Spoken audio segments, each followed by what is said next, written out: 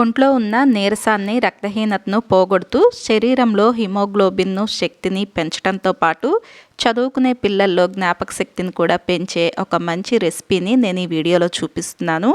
పిల్లల నుండి పెద్దల వరకు దీన్ని తరచుగా తింటూ ఉంటే ఎంతో ఆరోగ్యంగా ఉంటారు. చుక్క నూనె కానీ పంచదార కానీ వాడకుండా ఎంతో ఆరోగ్యకరమైన పద్ధతిలో దీన్ని తయారు చేస్తాము. మరి ఎలా చేయాలో చూద్దాము. Welcome to Vantalammi. నేను మోనిక. మీరు కనుక ఈ ఛానల్ను మొదటిసారిగా చూస్తున్నట్లయితే తప్పకుండా సబ్స్క్రైబ్ చేసుకోండి. ముందుగా 3 స్పూన్ల వేరుశనగ గుళ్ళను తీసుకుని సన్నని మంట మీద నిదానంగా రంగు మారేంత వరకు వీటిల్ని వేయించుకోవాలి. ఈ వేరుశనగ గుళ్ళు రంగు మారిన తర్వాత దీనిలోకి 3 స్పూన్ల తెల్ల నువ్వులను వేసుకోండి. మీకు తెల్ల నువ్వులు అందుబాటులో లేకపోతే దీని బదులుగా నల్ల నువ్వులను కూడా వేసుకోవచ్చు. ఇలా నువ్వులను ఒకసారి కలుపుకున్న తర్వాత దీనిలోకి 3 స్పూన్లు వేయించిన శనగపప్పును వేసుకోవాలి. ఈ మూడింటిని కలిపి సన్నని మంట మీద ఒక 1/2 నిమిషం పాటు వేయించుకోండి. నువ్వులు కొద్దిగా రంగు మారటం మొదలవగానే వీటిల్ని ఈ మొత్తాన్ని కూడా ఒక ప్లేట్లోకి తీసుకుని పక్కన పెట్టేసుకోండి. తర్వాత దీనిలోకి 1 కప్పు అటుకులను తీసుకోవాలి. అటుకులు వచ్చేసి మందంగా ఉండేవైనా పల్చగా ఉండేవైనా ఏవైనా తీసుకోవచ్చు. ఈ అటుకులను కూడా సన్నని మంట మీద నిదానంగా మధ్య మధ్యలో కలుపుకుంటూ వేయించుకోండి. అటుకులు వేగినప్పుడు చేత్తో వీడియోలో చూపిస్తున్నట్లుగా ఇలా నలిపితే పొడి పొడిగా వచ్చేయాలన్నమాట. అలా వచ్చేంత వరకు కూడా అటుకులను వేయించుకోండి. ఇలా మంచిగా వేగిన అటుకులను కూడా ప్లేట్లోకి తీసుకుని ఒక పక్కన పెట్టుకోండి. ఏ కప్పుతో అయితే అటుకులు తీసుకున్నామో అదే కప్పుతో 1 కప్పు రాగి పిండిని తీసుకోండి. ఈ రాగి పిండిని కూడా సన్నని మంట మీద వేయించుకోవాలి. ఇలా రాగి పిండిని వేయించుకుంటూ మరొక పక్క చల్లారిన అటుకులను అలాగే వేరుశనగ గుళ్ళు, నువ్వులు, వేయించిన పప్పు ఈ మొత్తాన్ని కూడా మిక్సీలోకి వేసేసుకుని దీనిలోకి 2 యాలకులను కూడా వేసుకోండి. ఈ మొత్తాన్ని కాస్త మెత్తని పొడిలాగా మిక్సీ పట్టుకుని తీసుకోండి. ఈ పొడిని ఒక పక్కన పెట్టేసుకోండి. మధ్య మధ్యలో ఇలా రాగిపిండిని కలుపుకుంటూ ఉండండి. రాగిపిండి 1-2 నిమిషాల పాటు వేయించుకుంటే సరిపోతుంది. కాస్త పచ్చివాసన అనేది పోవాలన్నమాట.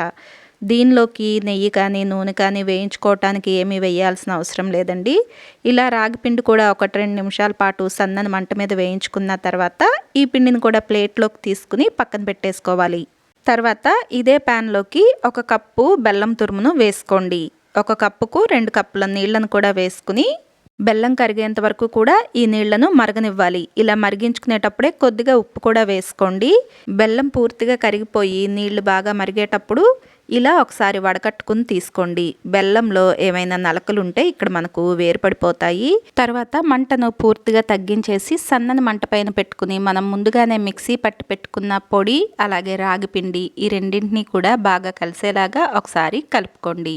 ఇలా 2 పిండిలు పూర్తిగా కలిసేలాగా ఒకసారి కలుపుకున్న తర్వాత దీన్ని మరుగుతున్న బెల్లం నీళ్ళల్లోకి వేసుకోండి. ఇలా వేసుకుని గరిటెతో ఈ మొత్తాన్ని బెల్లం నీళ్ళల్లో బాగా కలిసేలాగా కలుపుకోండి. మనం తీసుకున్న నీళ్లకు వేసుకున్న పిండి సరిగ్గా సరిపోతుంది. సన్నని మంట మీదే ఉంచుకుని ఈ పిండి మొత్తం నీళ్ళల్లో కలిసేలాగా నిదానంగా కలుపుకోవాలి. ఎక్కడ పొడి అనేది లేకుండా ఇలా కలుపుకున్న తర్వాత దీనిలోకి 1 స్పూన్ నెయ్యిని వేసుకోండి. వేసుకున్న నెయ్యి మొత్తం పిండిలో బాగా కలిసేలాగా ఒకసారి బాగా కలుపుకోండి. ఇలానే సన్నని మంట మీద 1 నిమిషం పాటు కలుపుకుంటూ ఉండండి. ఆఖరిగా దీనిలోకి 1/2 కప్పు పచ్చి కొబ్బరి తురుమును వేసుకోవాలి. దీని బదులుగా మీరు ఎండు కొబ్బరి తురుమును కూడా వేసుకోవచ్చు. అలాగే పొద్దుతిరుగుడు, గుమ్మడి, పుచ్చగింజలను ఒక్కొక్క స్పూన్ చొప్పున వేసుకోండి. ఇలా వేసుకున్న కొబ్బరి అలాగే ఈ గింజలు ఈ రాగి పిండిలో బాగా కలిసేలాగా ఒకసారి కలుపుకున్న తర్వాత దీన్ని స్టవ్ పై నుండి దించేసి చల్లారేంత వరకు కూడా ఒక పక్కన పెట్టుకోవాలి. పిండి పూర్తిగా చల్లారిన తర్వాత కానీ లేదా కాస్త గోరువెచ్చగా ఉన్నప్పుడు కానీ ఈ పిండి మొత్తాన్ని ఒకసారి ఇలా చేత్తో మొత్తం కలిసేలాగా కలుపుకున్న తర్వాత చేతికి కొద్దిగా నెయ్యి రాసుకుని పిండిని కొద్దిగా తీసుకుని మీకు నచ్చిన సైజులో ఇలా లడ్డూలాగా చుట్టుకోండి.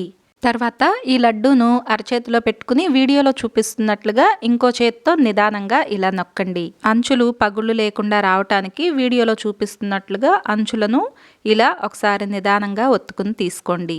ఇలాగే మిగిలిన పిండి మొత్తంతో కూడా లడ్డూలాగా చేసుకుని తర్వాత ఇలా ఒత్తుకుని ఒక ప్లేట్లోకి తీసుకుని పెట్టుకోండి.